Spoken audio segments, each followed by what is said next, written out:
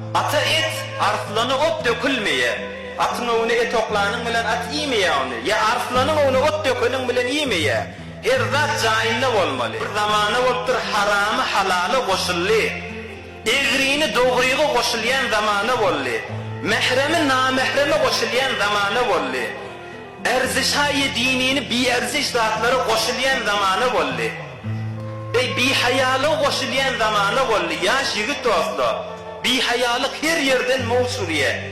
Kadimlerde bir eksli oluyatı, bir çektiratı, bir tane eksi bir albuma sal koyuluyatı, bir hatıratın içine bir neçe yıllan bir gedek asılıyatı.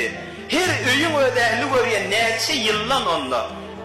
Ama bir nezire oldu, bi hayalı kullen öz namuslarımız, zinanalı, pekize oğlanlı öz ekslerini albumda koymak dursuna, fezai mecazide koyulayan zamanı oldu. Mana bir nefer görmekte, neçe mün nefer görülüyor, her kimde halan dadın deyip gidileyen zamanı oldu. Yani erzişayı dinimiz bir erzişliğe koştuk. Haramı halale koştuk.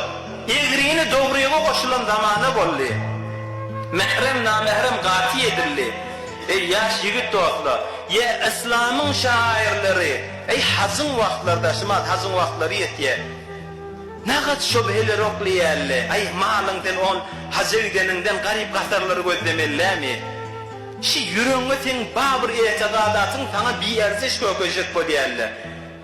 Ey yaş yigit dostlar, ol Kabe'nin taşına bir vakti bir adamlan miri, kaptalına bir halkasına bir tiker et bağmışlar, böyle et bağmış halkasında. Şol Kabe'nin taşından aylanıp tevaf edenden sonra otoğuna varakıdan şu zat eti pişirecek boluptur. Yananak, bişenak yankı et. Odunu güçlendiriyen olmalı, yananak yankı böylece et şu.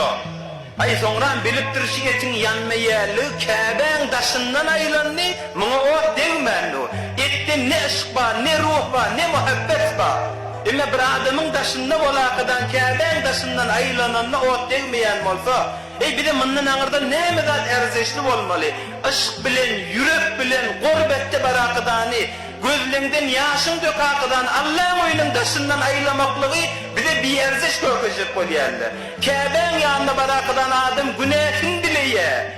Şundan ağırda adamı erzişli zat olmasa ne medat erzişli olmalı? Hudaya men günahımı geçtiği kadar adam edeni işlerin var. Allah'ın oyunun yanında dilemek bir erziş olsa, erzişli zat ne mekerde şunu ne gedeydi? Hacı gitmek bir erziş, namaz okuymak yüreğin pek olsun. Ay arada neyme? Hak imellerdir. Arada iman edeninden milletin hakkını imellerdir. Sizlere zamanı oldur ey yaş dostlar. Derdim vardır diyarından, devrinden. Derdim vardır diyarından, devrinden. Hayır hayti, ihsan hayti bilinmez. Zalimlerin cefasından, cevrinden. İslam hayti, iman hayti bilinmez. Sohbetinde hak kelamın söylen yok. Meclisinde bir nasihat eylen yok. Halal haram farzın bilip saylan yok. Suud hayti, ziyan hayti bilinmez. Halayakta görelle yok, görüm yok. Baylarında sehavet yok, berim yok. Ayallarda uyut, gıyz ve şerim yok. Edep hayti, erkan hayti bilinmez. Kişi malına kuvanıp göze eğildirler. Edip gönle kine doldurlar. Bir nahak yere öldürler. Norvat hayti, aman hayti bilinmez. Mahtum ola can mihmandır gevrilleş. Yakşa dost yok, yaman olsun köp kardeş. Bir eyyamdır, baş ayaktır, ayak baş. Yakşı hayti, yaman hayti bilinmez diye mahtum ola.